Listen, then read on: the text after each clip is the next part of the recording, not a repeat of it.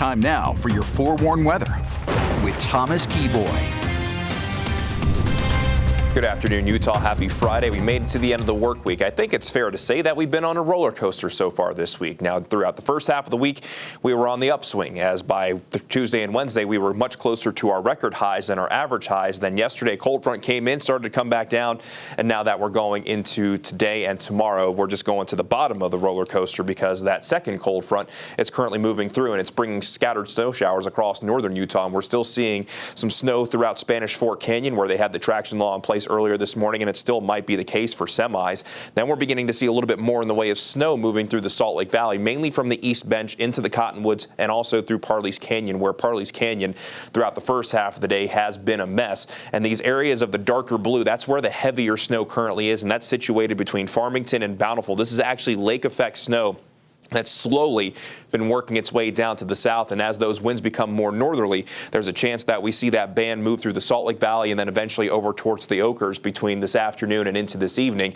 Then you go along the northern Wasatch Front into Cache Valley, where we are seeing some steady snow, and we're also seeing some steady snow at this point in the eastern portion of Box Elder County. So we'll take a few live looks outside, and we'll show you some of that snow. This is what it currently looks like, Utah State University in Logan, and you can see those thick snowflakes that are falling from the sky, and we have some slushy conditions throughout Cache Valley, especially if you're going to be traveling, say, through Logan Canyon or through Sardine Canyon. Here's a very popular place right now. This is Park City Mountain with over a half a foot of fresh snow on the ground, and that line to get on the lift is long, but you can't blame them as that snow continues to fall from the sky. Powder day for sure across our northern resorts. For those of you in southern Utah, you've probably been watching all morning asking yourself, what is this guy talking about? It's beautiful outside, and if you're in St. George, it is beautiful. From Cedar City down to St. George, we've been checking in with mostly sunny to partly cloudy skies with temperatures that aren't too bad. Now, it is still a little bit chilly in Cedar City at 38, but it's 53 in St. George. That's pretty nice.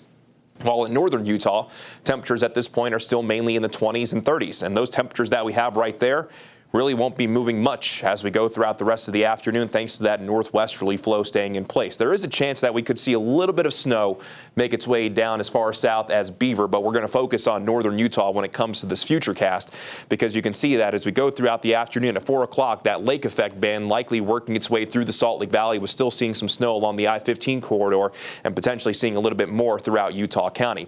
Then as we go from late this afternoon into this evening at 6 o'clock, you can see that lake effect band could be more or less over the Oquirrh and over Tooele County as the mountain snow continues, and we continue to see scattered snow showers throughout the northern two-thirds of the state before the chance for snow will gradually go down from later this evening into tonight.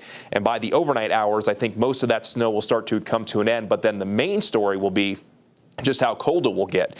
Overnight lows across basically the entire state will drop into the teens and 20s, but for the Wasatch back, we actually could see overnight lows tonight in the single digits. So after the snow today, it's going to be turning frigid tonight. When it comes to how much more snowfall we can expect in our northern valleys, anywhere from nothing to 2 inches.